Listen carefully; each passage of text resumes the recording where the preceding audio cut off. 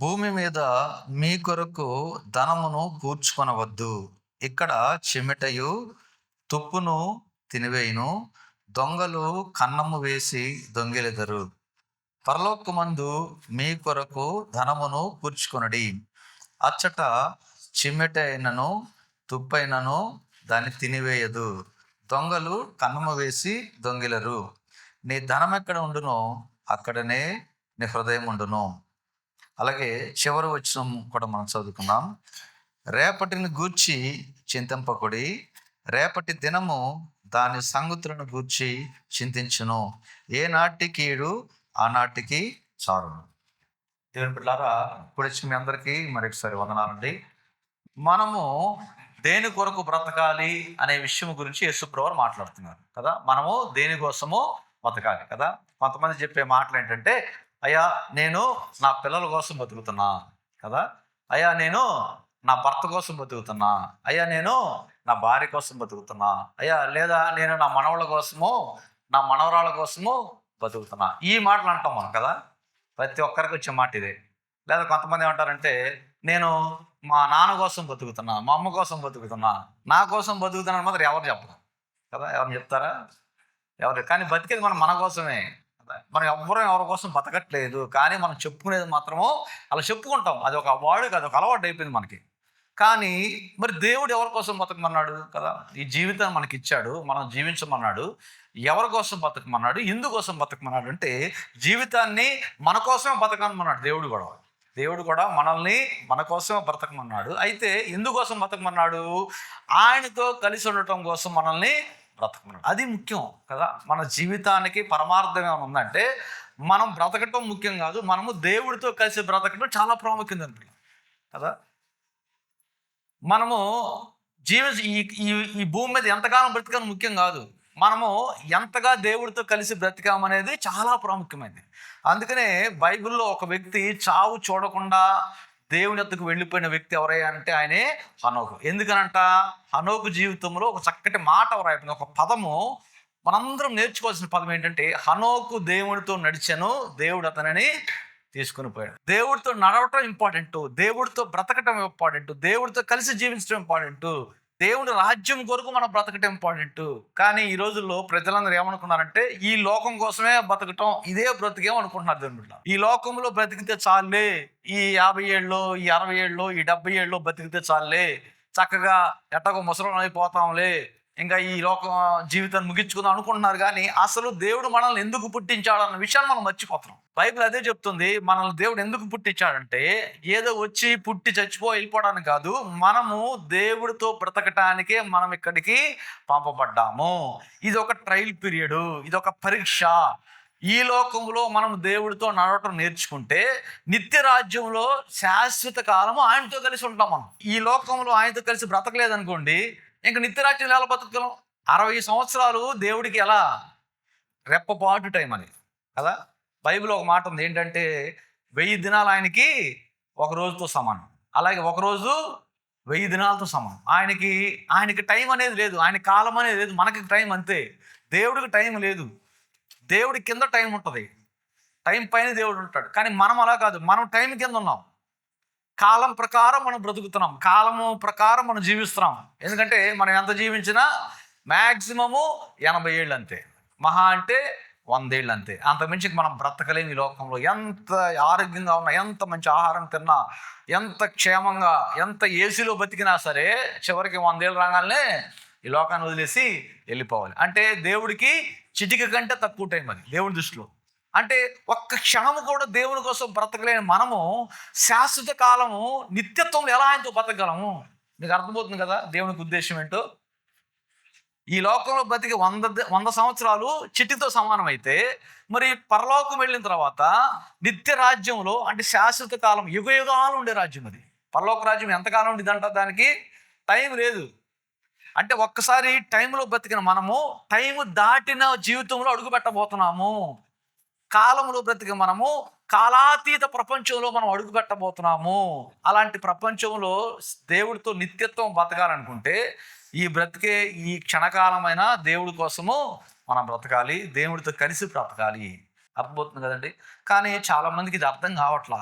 దేవుడితో బతకటం అంటే అన్ని సుఖాలు వదిలేసుకుని బతకాలేమో, సన్యాసులా బతకాలేమో అనుకున్నారు. కాదండి, దేవుడు అది ఎప్పుడు చెప్పలేదు. అందుకే బైబిల్లో స్పష్టంగా రాయబడింది, హనోక్ అంట 65 సంవత్సరాలు తర్వాత మెతూషెలను కని, ఆ తర్వాత కూడా కుమారులను కుమార్తెలు కంటూ, అంటే కుటుంబంతో బ్రతుకుతూనే ఎవరితో నడిచాడంట? దేవుడితో నడిచాడు. అర్థమవుతుంది కండి. దేవుడితో నడవటం అంటే సన్యాసం తీసుకోమని కాదు. దేవుడితో నడవటం అంటే నువ్వు పెళ్లి చేసుకోవచ్చు, నువ్వు పిల్లల్ని కనొచ్చు, నువ్వు పిల్లలతో హ్యాపీగా ఉండొచ్చు, నీ భర్తతో హ్యాపీగా ఉండొచ్చు, నీ ఇంటి వారితో హ్యాపీగా ఉండొచ్చు, నీ అక్క చెల్లెలతో, అన్న తమ్ముళ్ళతో, స్నేహ బంధాలు అందరితో అనుబంధాలు కలిగి ఉండొచ్చు.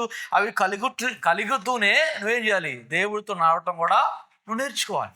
ఎందుకు అలా మనం నేర్చుకోవాలంటే, ఏ బంధం కూడా నన్ను దేవుడి నుండి వేరు చేయలేదు అని నువ్వు అర్థం చేసుకోవడం కొరకు ఈ బంధాలు దేవుడు పెట్టాడు మనకి. ఒకసారి మనం చనిపోయిన తర్వాత మనకి ఏ బంధాలు ఉండవండి. ఒక సందర్భంలో యేసు ప్రభువారిని సద్దూకీయులు ఒక ప్రశ్న అడుగుతారు. అయ్యా, ఒక స్త్రీని ఒక అతను పెళ్లి చేస్తున్నాడు, ఆయన చచ్చిపోయాడు. ఒక ఆయన పెళ్లి చేస్తున్నాడు, పిల్లలు కనకుండా చచ్చిపోయాడు. అలా 7 పెళ్లి చేస్తున్నాడు పాపం. అయితే యేసు ప్రభువారిని ఆ సద్దూకీయులు అడిగిన ప్రశ్న ఏంటంటే, మరి యేసయ్య, పునరుద్ధానం ముందు అందరూ లెగుస్తారు కదా, చనిపోయిన వాళ్ళందరూ లెగుస్తారు కదా, అప్పుడు ఈ స్త్రీ ఎవరికి భార్యగా ఉండిద్ది? 7 భార్యగా ఉండిద్ది, లేదా ఒక్కడిగా భార్యగా ఉండిద్ది అని అడిగినప్పుడు యేసు ప్రభు చెప్పిన మాట ఏంటి తెలుసా? నాయనలారా, ఒక్కసారి మనిషి చచ్చిపోయి తిరిగి లేచిన తర్వాత ఇంక ఈ బంధాలు అనేవి ఉండవు. ఇక భార్య భర్తల బంధాలు, అన్న తమ్ముడు బంధాలు, అక్క చెల్లెల బంధాలు ఏమి ఉండవు. ఇంకా వాళ్ళందరూ ఎలా ఉంటారంట? దేవుని దూతల వలె ఉంటారు. వాళ్ళకి ఎలాంటి బంధాలు ఉండవు, ఇలాంటి శరీర ఫీలింగ్స్ ఏ ఉండవు. ఇంకా వాళ్ళందరూ సహోదరులాగా ఉంటారు, కలిసిమెలిసి ఉంటారు అని చెప్పి యేసుప్రభు చెప్పారు. కాబట్టి బంధాలు ఎంతకాలము? ఈ లోకం వరకే. అన్నైనా, అక్కైనా, తమ్ముడైనా కదా, భర్త అయినా, భార్య అయినా, పిల్లలైనా ఈ లోకం వరకే. ఎందుకంటే అట్లా పెట్టాడు దేవుడు. వాళ్ళతో బ్రతుకుతూ మనము దేవుడితో బ్రతకటము నేర్చుకోవాలి. ఎందుకంటే అవి ఏవి కూడా దేవుని నుండి నిన్ను దూరం చేయలేవు అనటానికి, నువ్వు నేర్చుకోవడానికి ఇవ్వబడినటువంటి అవి యొక్క అలవాట్లు ఇవన్నీ కూడా. అందుకని ఒక సందర్భంలో పౌలు గారు ఏమంటారంటే, యేసు నుండి నన్ను ఎవరు వేరు చేయగలరు కదా. ఆకాశం దూతలైనా కానీ, భూలోకంలో ఎవ్వరు కూడా నన్ను ఆయన నుండి వేరు చేయలేరు. కష్టము వేరు చేయలేదు, శ్రమ వేరు చేయలేదు, బాధ వేరు చేయలేదు, రోగం వేరు చేయలేదు, ఇంకేది కూడా నన్ను ఎవ్వరు కూడా యేసు ప్రభు నుండి వేరు చేయలేరు కదా. అందుకని యేసు ప్రభు చెప్పిన ఇంకో మాట ఏంటంటే, నాకంటే నా తల్లినైనా తండ్రినైనా ఎక్కువగా ప్రేమించేవాడు నాకు పాత్రుడు. ఎందుకు చెప్పాడు ఇవన్నీ అంటే, ఏ బంధము కూడా నిన్ను క్రీస్తు నుండి వేరు చేయడానికి వీల్లేదు.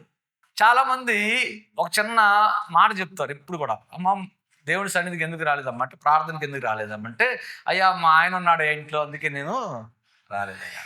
అయ్యా మా తమ్ముడు ఉన్నాడయ్యా, అయ్యా మా పిల్లలు ఉన్నారయ్యా, అయ్యా మా ఆయన ఉన్నాడయ్యా, మా అమ్మ నాన్న ఉన్నారయ్యా. ఇలా ఇంట్లో వాళ్ళ బంధువుల పేర్లు చెప్పి, ఇంట్లో మన సంబంధికులు, రక్త సంబంధికుల పేర్లు చెప్పి మన చర్చికి రాలేదని ఆ సమాచారాన్ని ఇస్తాం మనం. అది కరెక్టేనా కదా?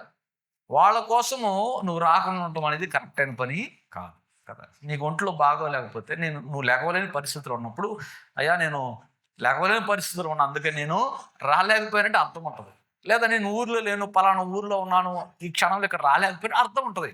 కానీ దేవుని మందిరానికి రాగలిగే అవకాశం ఉండి కూడా, పలానా ఇంటి వారి కోసం నేను రాలేదు కదా. కొంతమంది చెప్తారు, ఎందుకమ్మా మందిరానికి రాలేదంటే, చుట్టాలు వచ్చారండి ఇప్పుడే అంటారు. యేసుప్రభువు ఏమంటున్నారు? నా కోసము నీ తల్లినైనా తండ్రినైనా నువ్వు ఎక్కువ ప్రేమిస్తావు, నాకు పాత్రుడు కాదంటే, మనమేమంటున్నాము? బంధువుల కోసం ప్రభువుని పక్కన పెడుతున్నాం. మన విశ్వాసం చూడండి ఎలా ఉందో, మన భక్తి చూడండి ఎలా ఉందో, మనం ఎలా దేవుని ప్రేమిస్తున్నాం చూడండి. యేసుప్రభువు ఏమన్నారు? తల్లి కంటే తండ్రి కంటే గొప్పవాళ్ళు ఇంకా ఉన్నారు మనకి. వాళ్ళేగా మన గొప్పవాళ్ళు. అన్నిటికంటే మెయిన్ ప్రయారిటీ వాళ్ళే మన లైఫ్లో. అమ్మ నాన్న తర్వాత ఇంకే బంధువులైనా. అలాంటిది యేసు ఏమన్నాడు? ఆ అమ్మా నాన్నలే నాకంటే ఎక్కువ ప్రేమిస్తాను, నాకు పాత్రుడు కాదంటే, మనము ఏం చేస్తున్నామంటే, బంధువులు వచ్చారని చెప్పేసి ప్రార్థన మానేస్తాం, ఇంట్లో చుట్టాలు ఉన్నారని చెప్పేసి మోకాళ్ళు వేయటం మానేస్తాం, బైబిల్ చదవటం మానేస్తాం. ఎన్నిసార్లు ఈ సాకు మనం చెప్పుకుంటాం, ఈరోజు ప్రార్థన చేద్దామంటే ఇల్లంతా జనాలు ఉన్నారు, ఏం ప్రార్థన చేస్తాం? ఇల్లంతా ఇంట్లో పిల్లలు ఉన్నారు, ఏం ప్రార్థన చేస్తాం? ఇంట్లో పిల్లలందరూ ఆడుకుంటున్నారు, అల్లలు చేస్తున్నారు, ఇంకేం ప్రార్థన చేస్తాం? ఇలాంటి సాకులు చెప్తున్నామే. మరి ఇదేనా దేవుని ప్రేమించడం అంటే? వాళ్ళు ఉన్నా సరే మనం ఏం చేయాలి? దేవునికి దగ్గర అవ్వాలి. నిన్ను దేవుని నుంచి ఎవరు వేరు చేయకూడదు. సరే, లేదా అక్కడికి ఆటంకం వస్తుంది అంటే అప్పుడు నువ్వేం చేయాలి? ఎక్కడన్నా ఒక అరగంట సేపు, ఒక గంట సేపు, ఒక ఏకాంత ప్రాంతం నువ్వే ఎంచుకోవాలి. కొన్నిసార్లు మనం ఏం చేస్తాం తెలుసా? ఫోన్ వచ్చింది, మీ ఫోన్లో రింగ్ అవుతూ ఉంటుంది కదా. రింగ్ అయితే మీరు చేసి ఫస్ట్ పని ఏంటి తెలుసా? ఫోన్ ఎత్తంగానే ఎక్కడికి వెళ్తారు? బయటకో, లేకపోతే ఎవరు లేకపోతే వంటగదిలోకో, ఏడాడుగు. ఎందుకు వెళ్తున్నారు? ఎవరి మాటలో డిస్టర్బెన్స్ ఉండకూడదు. చూడండి, ఒక మనిషితో మాట్లాడటానికి నువ్వు ఆ ఒంటరితనాన్ని ఎత్తుక్కుంటున్నావే, మరి దేవుడితో మాట్లాడటానికి మాత్రం నీకు ఒంటరితనం ఎత్తుకుంటాం ఇష్టం లేదా? మనం చెప్పే సాగింది, ఇంట్లో పిల్లలు ఉన్నారు ఉంటే మరి వెళ్ళు, బయటికి వెళ్ళు. ఫోన్ పట్టుకుని వెళ్తున్నావు కదా బయటికి, అంటే ఒంటరితనాన్ని వెతుక్కుంటున్నారు. పలానా వాళ్ళతో మాట్లాడటానికి నాకు ఏకాంతం కావాలని కోరుకుంటున్నారు కదా. లేకపోతే పిల్లలు అలర్ చేస్తున్నారు, వీళ్ళ మాటలకి వీళ్ళతో మాట్లాడలేకపోతున్నాను ఫోన్ అని చెప్పి చక్కగా బయటికి వెళ్ళిపోయి బయట మాట్లాడుకుంటున్నావు కదా. కానీ మరి దేవుడితో ఎందుకు మాట్లాడటానికి ఇష్టపడలేదు? దేవుడితో మాట్లాడటానికి మనం చెప్పే సాకేనండి, ఇంట్లో పిల్లలు ఉన్నారు, ఇంట్లో ఆపలు ఉన్నాయి, ఇంట్లో బంధువులు ఉన్నారు, వాళ్ళు ఉన్నారు, వీళ్ళు ఉన్నారు అని చెప్తున్నా, అందుకు ప్రార్థన చేయలేకపోతున్నాడు. అదే సమయంలో ఫోన్ వస్తే అరగంట మాట్లాడతావు కదా, బంధువులున్నా మాట్లాడతావు బయటికి వెళ్ళైనా. చూడండి ఎంతగా దేవునికి మనం దూరం అయిపోతున్నాం. దేవుని పిల్లలు, ఇది చాలు మన విశ్వాసం ఎలా ఉందో చెప్పడానికి ఈ చిన్న ఉదాహరణ చాలు. ఏ బంధాలు మన నేసే నుండి మనల్ని దూరం చేయటానికి వీలు లేదు. నీకు సమయం లేకపోతే సమయం ఏర్పాటు చేసుకోవాలి. అన్నిటికీ నువ్వు సమయాన్ని ఇస్తున్నావు కదా, ప్రతి దానికి నువ్వు సమయాన్ని పక్కన పెడుతున్నావు కదా. అన్నం తినడానికి సమయం పక్కన పెడుతున్నావు, ఊళ్ళు వెళ్తానికి సమయం పక్కన పెడుతున్నావు, పనులు చేసుకోవడానికి సమయం పక్కన పెడుతున్నావు, బంధువులతో మాట్లాడుకోవడానికి సమయం పక్కన పెడుతున్నావు. కానీ దేవుని వద్దకు రావటానికి మాత్రం మనకేం లేదు అంటున్నాము, సమయం లేదు. ఇంకెట్లా మరి? ఇంకెలా దేవుని కోసం బతుకుతాము? దేవుడితో కలిసి ఎలా బ్రతకగలం ఈ లోకంలో దొరుకుతాం? కానీ పౌలు ఏమంటున్నాడంటే, ఏది నన్ను క్రీస్తు నుండి వేరు చేయలేదు. ఎవరు కూడా నన్ను, బంధువులు కావచ్చు, శ్రమలే కావచ్చు, ఈ లోకంలో ఏది కూడా నన్ను ప్రభువుని వేరు చేయలేదు. కానీ ఈ రోజుల్లో మనల్ని, మన ఇంట్లో వాళ్ళే మనల్ని ప్రభువు నుండి మనల్ని అలా అయిపోయింది పరిస్థితి. అది మన ఆత్మీయ స్థితి. ఇలా పడిపోతున్నాం మనం, ఇలా దేవుని దూరం అయిపోతున్నాం. ఇంకెక్కడ బలం, ఇంకెక్కడ ఉద్యమం? మనం అనుకుంటాము ఏదో కాసేపు కోటాలకు వెళ్ళి వస్తే బలపడిపోతాము. కాదమ్మా, అలా ఏం కాదు. అది ఎప్పుడైతే దేవుడితో అనుబంధాన్ని నువ్వు తెగదంపులు చేస్తున్నావో ప్రతిరోజు, ఆ రోజు నువ్వు దేవునికి దూరమైపోయినావు కదా. ప్రతిరోజు ప్రభువారు నీ వద్దకు రావాలనుకుంటున్నాడు. ఆది కాండంలో ఏదైనా తోటలో ప్రతిరోజు సాయంత్రం పూటంట దేవుడంట ఆదాముతో మాట్లాడటానికి వచ్చేవాడు. అదే దేవుడు నిన్న నేడు నిరంతరము మారని దేవుడు. ఆయన ఎల్లప్పుడూ ఒకే రీతిగా ఉన్నాడు. ఈరోజు అప్పుడు మాట్లాడటానికి వచ్చిన దేవుడు ఇప్పుడు కూడా నీతో మాట్లాడటానికి వస్తానే ఉంటాడు. అదే ఆయన మనసు. కానీ మాట్లాడటానికి మనమే సిద్ధంగా లేము కదా. అందుకే పాపంలో పడిపోతున్నాము, అందుకే శోధనలో పడిపోతున్నాము, అందుకే దేవునికి దూరం అయిపోతున్నాము, అందుకే దేవుని మర్చిపోతున్నాం అనుకుంటున్నాం. కాబట్టి యేసు ప్రభువారు దేనికోసం మనల్ని బతకమన్నాడు అంటే, మనము మన కోసం బ్రతుకుతూ దేవుడితో కలిసి బ్రతకాలి. అది మనం నేర్చుకోవాలి. ఈ లోకంలో నిన్న కుదరలేదు, నేర్చుకోలేకపోయాను, ఈరోజు కుదరలేదు, కనీసం దేవుడు ఇంకొక రోజు ఇస్తున్నాడు, మరలా నీకు కృప చూపించి కనికరించి ఇంకొక రోజు ఇస్తున్నాడు. కనీసం తీర్మానం చేసుకోలేదు. కనీసం రాత్రి పడుకోబోయేటప్పుడైనా, ప్రభువా నిన్న నీ కోసం బ్రతకలేకపోయానైనా, ఈరోజు నీ కోసం బ్రతకలేకపోయాను, నీతో కలిసి నడవలేకపోయానే, కనీసం రేపైనా నేను నీ కోసము కలిసి నడవటానికి ఇంకొక రోజు నాకు ఈ ప్రభువా అని నువ్వు ప్రార్థన చేసుకోవాలి. అది మన క్రైస్తవ లక్షణం, అది దేవుడి బిడ్డ లక్షణం. అందుకని యేసు ప్రభువారు ఏమన్నారంటే, ఏనాటి కీడు ఈ లోకంలో విషయాల వరకు మనం చింతిస్తున్నాం ఎంతసేపుడికి. ఈ అధ్యాయం చాలా విషయాలు ఉన్నాయి మనం వివరించుకోవాలంటే. అందుకని ఈ ప్రసంగాన్ని ఏమంటారంటే కొండ మీద ప్రసంగం అంటారు. యేసు ప్రభువారు చేసేటువంటి గొప్ప పెద్ద ప్రసంగం ఇదే. మత్తయి సువార్త 5వ అధ్యాయం నుండి 7వ అధ్యాయం, ఈ 3 అధ్యాయాలు చదువుకుంటే మన జీవితం మొత్తం ఈ 3 అధ్యాయాలు చాలు. అలా చెప్పి బైబిల్ చదవద్దు అనట్లేదు. మన జీవితంలో ఏమేమి నేర్చుకోవాలో, మనం ఎలా బ్రతకాలో అన్నీ కూడా దేవుడు ఏం చేశాడు తెలుసా? మన మేలు కొరకు, మన యొక్క స్థితిగతులు ఎరిగిన దేవుడు, మన పరిస్థితిని ఎరిగిన దేవుడు, మన మనసుని ఎరిగిన దేవుడు, వాటన్నిటిని కుదించి 3 అధ్యాయాలు రాయించి పెట్టేశాడు. మనం సరిగ్గా ఈ మత్తయి సువార్త 5, 6, 7 అధ్యాయాలు కనుక చదువుకుని ఈ ప్రకారం కనుక మనం బ్రతికితే ఇంకా చాలండి, జీవితం చక్కగా హ్యాపీగా వెళ్ళిపోతాం ప్రభు దగ్గరికి. ఇంకా వెనక్కి తిరిగి చూసుకోవాల్సిన అవసరం లేదు, పడిపోతామని భయం అవసరం లేదు, రేపటి గురించిన చింత అవసరమే లేదు. కానీ మనం ఏంటంట, రేపటి గురించి ఆలోచిస్తున్నాము. ఎందుకొరకు ఆలోచిస్తున్నాము? రేపటి గురించి అయినా, దేవుడికి ఎలా బతకాలని కాదంట. మనిషి ఎలా ఆలోచిస్తున్నారంట, రేపేం తినాలి, రేపేం కూర వండుకోవాలి, రేపు ఏ చేపలు తెచ్చుకోవాలి, రేపు ఏ మాంసం తెచ్చుకోవాలి. కానీ బైబిల్ ఏం చెప్తుంది? రేపేమి తినాలని నువ్వు చింతించమాకు, రేపు ప్రభువుతో ఎలా నడవాలో చింతించు. అందుకే దేవుడు ఏం చెప్పాడంటే, మొదట మీరు ఏం వెతకండి? దేవుని రాజ్యాన్ని వెతకండి, ఆయన నీతిని వెతకండి. మనలో ఆయన నీతి ఉందా? మనలో దేవుని రాజ్యం కొరకైనా తపన మనలో ఉందా? నాలో దేవుని రాజ్యం ఉందా? నా ఇంట్లో దేవుని రాజ్యం ఉందా? నా సంఘంలో దేవుని రాజ్యం ఉందా? నా కుటుంబీకుల్లో, నా బంధువుల్లో దేవుని రాజ్యం ఉందా? వాళ్ళు దేవుని రాజ్యానికి దగ్గరగా ఉన్నారా, దూరం అయిపోయారా? దీని గురించి మనం చింతించాలి, దీని గురించి మనం బాధపడాలి. కానీ మనం దేని గురించి బాధపడుతున్నామంట? రేపేం తినాలి, రేపు సాయంత్రం ఏం వండుకోవాలి, రేపు మధ్యాహ్నం ఏం వండుకోవాలి కదా. ఈ వంటతోటే ఎంతోమంది ఆరాధన కూడా రావట్ల ప్రార్థనకి ఆదివారం. తెలుసా మీకు? ఎందుకు ఎంతమంది లేటుగా వస్తున్నారు? చాలామంది ప్రార్థనలకు ఎందుకు లేటుగా వస్తారంటే ఒకే ఒక సాకు ఏంటంటే వంటలు చేసుకుని రావాలి. వంటలు చేసుకోవద్దని దేవుడు ఎక్కడా చెప్పాలా, మీరు తినొద్దని ఎక్కడా చెప్పరా. కానీ ప్రతిదానికి మనం ఎలా సమయాన్ని కేటాయించుకోవాలో జ్ఞానాన్ని దేవుడు మనకి దయచేశాడు. ఆ జ్ఞానాన్ని తగినట్టుగా మనం వాడుకోవాలి.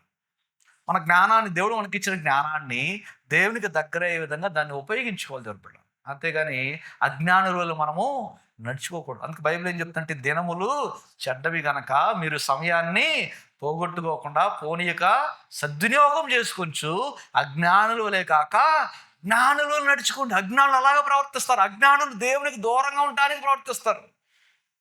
జ్ఞానం లేని వాళ్ళు దేవునికి దూరం అయిపోతానే ఉంటారు వాళ్ళు. కానీ మీరు అలా ఉండొద్దు, మీరు జ్ఞానం కలిగి ఉండండి, సమయాన్ని ఉపయోగించుకోండి. మీరు బ్రతకటం కొరకు, మీ పనుల కొరకు, మీరు తినటం కొరకు, మీరు తాగటం కొరకు మీ సమయాన్ని సద్వినియోగం చేసుకుంటూ దేవుడు వెతకండి మీ సమయంలో అని ప్రభు ఎంత చక్కగా మనకు వివరిస్తున్నాడు. అయినా మనకు ఆ మాటలు హృదయానికి ఎక్కట్లేదు అనుకున్నా. కాబట్టి దేవుడు చెప్తుంది ఒకటే, కాబట్టి మీరు ఆయన రాజ్యమును నీతిని మొదట వెతకుడి, అప్పుడు అవన్నీ మీకు అనుగ్రహించబడతాయి. అవన్నీ మీకు ఇస్తాడు దేవుడు. ఎన్ని విషయాలు చెప్పాడు దేవుడు. ఫస్ట్ చెప్పిన మనం చదువుకున్న మాటల్లో 19వ వచనం చదువుకున్న మాటల్లో దేవుడు ఫస్ట్ ఒక పని చెప్పాడు. ఏమని చెప్పాడు తెలుసా? భూమి మీద మీ కొరకు ధనమును కూర్చుకొనవద్దు. కానీ మన ప్రయాసం అంతా ఏంటి? దేవుడు ఏదంటే వద్దని చెప్పాడో దానికోసమే మనం చింతిస్తాం. ఎప్పుడు డబ్బులు దాచుకోవాలి కదా, డబ్బులు దాచుకోవాలి అనుకుంటానంటాం. మనం దాయిలో ఏది దాయిలో దొరుకుతారో గుర్తుపెట్టుకోండి.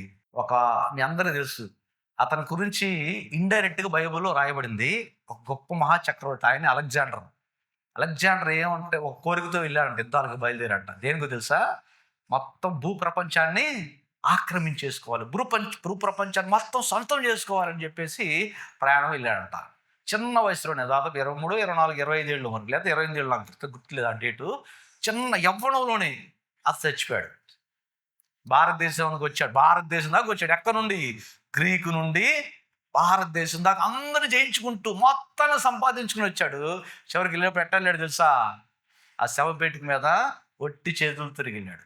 ఎవరు ఏం దాయలేమండి ఈ లోకంలో, గుర్తుపెట్టుకోండి. అంతే, దేవుడు పెట్టాడు ఆ సిస్టమ్ అంతే. ఎవరు ఎంత దాచిపెట్టినా, ఒకరు దాచిపెట్టుకున్నా తినలేరు దాన్ని, గుర్తుపెట్టుకోండి. ఒకటి దాచిపెట్టలేము, దాచిపెట్టినా తినే యోగ్యం ఉండదు, తినే భాగ్యం ఉండదు. ఇంకోటి ఎవడో తింటాడు దాన్ని. మీకు అర్థమవుతుందా? అందుకే ఈ జీవిత కాలంలో ఏది శ్రేష్టమైందో దాన్ని మనం ఎంచుకోవాలి. అది బైబిల్ చెప్పింది. కాబట్టి బైబిల్ ఏం చెప్తుంది? రేపటి కోసం ధనమును కూర్చుకోవద్దురా నాయన. ఒకవేళ నువ్వు ధనాన్ని కూర్చిపెట్టుకున్నావు అంటే దానికి వచ్చే నష్టాలు ఏంటి తెలుసా? దేవుడు ఏం చెప్పాడు చూడండి. ఇక్కడ చిమ్మిటయు తుప్పును తినివేయును, దొంగలు కన్నము వేసి దొంగిలిదరు. చూసారా తిరుగుతారా? ఇక్కడ దాచిపెట్టుకుంటే డబ్బు ఏమవుతుందంట? తుప్పు పట్టిద్ది, నన్నులు పడతాయి, ఇలా చిమిడి కొట్టిద్ది, లేకపోతే చివరికి దొంగలైనా కాజేస్తారు. అందుకే దేవుడు ఏం చెప్పాడంటే, పరలోకంలో సిద్ధపరచుకో ధనాన్ని, పరలోకంలో పోగు చేసుకో ధనాన్ని కదా. ఆ మాట అది కూడా వేసే అన్నాడు. చూద్దాం ఒకసారి 20వ వచనం. పరలోకమందు మీ కొరకు ధనమును కూర్చుకునుడి, అచ్చట చిమ్మెట అయినను తుప్పైనను దానిని తినివేయదు, దొంగలు కన్నము వేసి దొంగిలరు. నీ ధనం ఎక్కడ ఉండునో అక్కడే నీ హృదయం ఉండును. ప్రభు భలే కరెక్ట్గా చెప్పాడు మన గురించి. మనం ఎలాంటి బాగా తెలిసేసాయి కదా. మన మైండ్, మన మనస్సు, మన ఆలోచన ఎలా ఉంటుంది దేవుడికి బాగా తెలుసు. మన మైండ్ ఎక్కడ ఉండిద్దంట? దేవుడి మీద ఉండిద్దా? అంత భక్తి పరులో మనం ఏసైకి అన్నీ తెలుసు కదా. మీరు ఎంత భక్తి పరులో, మన ఎంత భక్తి పరులో దేవుడికి బాగా తెలుసు. మన మైండ్లు అంతా ఎక్కడ ఉంటాయంట? దేవుడి మీద కాదంట ఉండేది మన మైండ్. దేని మీద ఉంటుందంట? మన హృదయం దేని మీద ఉంటుందంట? డబ్బు మీద ఉంటుందంట. అందుకే దేవుడు ముందే చెప్పేశాడు, మీ మనసు ఎక్కడ ఉంటుంది? మీ డబ్బు ఎక్కడ ఉందో అక్కడ మీ మనసు ఉంటుంది. కాబట్టి మీ డబ్బు ఎక్కడ ఉండాలి? ఇప్పుడు ఈ లోకంలో ఉండాలి మీ డబ్బు. పరలోకంలో మీరు డబ్బు దాచిపెట్టుకున్నప్పుడు మీ మనసు అక్కడ ఉంటుంది. చాలామందికి మనసు అంతా ఎక్కడ ఉంది, ఎందుకంటే డబ్బు ఎక్కడే ఉంది కాబట్టి కదా. కొంతమందికి మనసు భర్త మీద ఉంటుంది. ఎందుకు తెలుసా? నిజమే, భర్త మీద ప్రేమేం కాదు. భర్త ఏం చేస్తాడు? నెల నెల డబ్బులు పంపిస్తూ ఉంటాడు కాబట్టి కదా. కొంతమంది భర్తలు మిలిటరీలు కానీ, వేరే వేరే జాబులు కానీ, సైన్యం ఇంకెక్కడ వేరే వేరే పనులు కానీ దూరం వెళ్ళిపోయి పనులు చేసుకుంటుంటారు. భార్యలు ఇంటి దగ్గర ఉంటారు. భర్త కోసం ఎదురు చూపులు. ఎందుకు తెలుసా?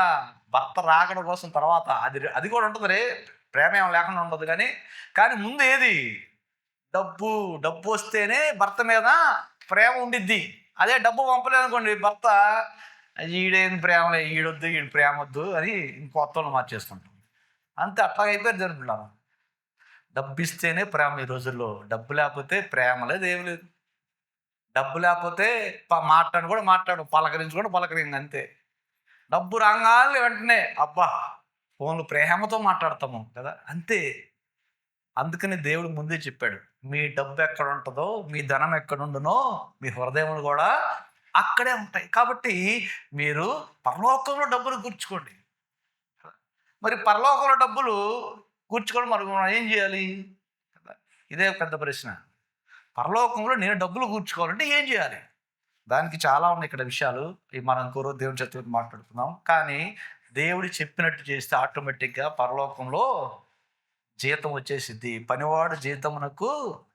నువ్వు దేవుని కొరకు పని చేస్తే ఈ లోకంలో ఖచ్చితంగా నీకు పరలోకంలో జీతం ఇవ్వబడిద్ది. గుర్తుపెట్టు. నువ్వు దేవుని కొరకు పని చేస్తే నీకు పరలోకంలో ఖచ్చితంగా నీకు జీతం ఇవ్వబడిద్ది. నువ్వు దేవుని కోసం, అందుకనే దేవుని కోసం బతకడం చాలా ఇంపార్టెంట్. ఈ లోకంలో మనం దేవుని కోసం బ్రతకాలి, దేవుడితో కలిసి బ్రతకాలి, దేవుడితో నివసించడానికి ఈ లోకంలో బ్రతకాలి. ఇప్పుడు ఆటోమేటిక్గా మన క్రియల వల్లే మనకు పరలోకంలో ధనాన్ని సమకూరుస్తాయి. మనం మంచి క్రియలు చేస్తే, వాక్యానుసారమైన క్రియలు మనలో ఉంటే వాటికి ప్రతిఫలమే దేవుడు జీతముగా పరలోకంలో ఇస్తాడు. ఆ డబ్బు వేరే రూపంలో ఉంటుంది, ఈ డబ్బు కాగితాల రూపంలో ఉంటుంది. దేవుడు ఇచ్చే డబ్బు కాగితాల రూపంలో ఉంటుంది. అది వేరే రకంగా ఉండొచ్చు. అది బహుమానం ఉండొచ్చేమో, అర్హత ఉండొచ్చేమో, ఒక పదవి దేవుడు ఇవ్వచ్చేమో, ఇంకేదైనా ఒక బాధ్యత దేవుడు ఇవ్వచ్చేమో. అది పరలోకంలో ఉన్న గొప్ప ధనం. అంటే అది ధనం అంటే లిటరల్గా తీసుకోకండి. ఇక్కడున్న 100 రూపాయలు ఉంటే ఆయన ఉండిద్దే అనుకోకండి. ఈ 100 రూపాయల నోటు భారతదేశ సరిహద్దులు దాటితే ఎందుకు చెల్లదు ఇది. అలాంటిది ఇంక ఈ డబ్బులు పరలోకం ఎందుకు పనికి వస్తాయి? పరలోక ధనం వేరే. అది ఏ రూపంలో అయినా ఉండొచ్చు. కానీ ఏ రూపంలో ఉన్నా మనకి ఎవరు ఉంటారు అక్కడ? ప్రభు అయిన యేసుక్రీస్తు. అది ఇంపార్టెంట్ మనకి. మనము యేసు ప్రభుతో ఎల్లకాలం ఉండాలి. అందుకొరకు మనం బ్రతకాలి. కాబట్టి ఇక నుండి అయినా జరుపులారా, నువ్వు ఎందుకు బ్రతుకుతున్నావు ఒకసారి ఆలోచించుకో. ఎవరి కోసం బ్రతుకుతున్నావు? ఊరికే వాళ్ళ కోసం వీళ్ళ కోసం అనకుండా, ఇక నుండి అయినా నేను ఎవరి కోసం బ్రతకాలి? యేసయ్య కోసం బ్రతకాలి. నా యేసయ్య కొరకు బ్రతకాలి. నా కోసము, నా పాపాల కొరకు చనిపోయిన, నా పాపాల కొరకు తన శిలువలో రక్తం కార్చిన, నా కొరకు తన ప్రేమనిచ్చిన ఆ యేసయ్య కొరకు నేను బ్రతకాలి అని తీర్మానం చేసుకుని ప్రభు కొరకు జీవించు. అట్టి కృప దేవుడు నీకు దయచేయను గాక. ఆమేన్.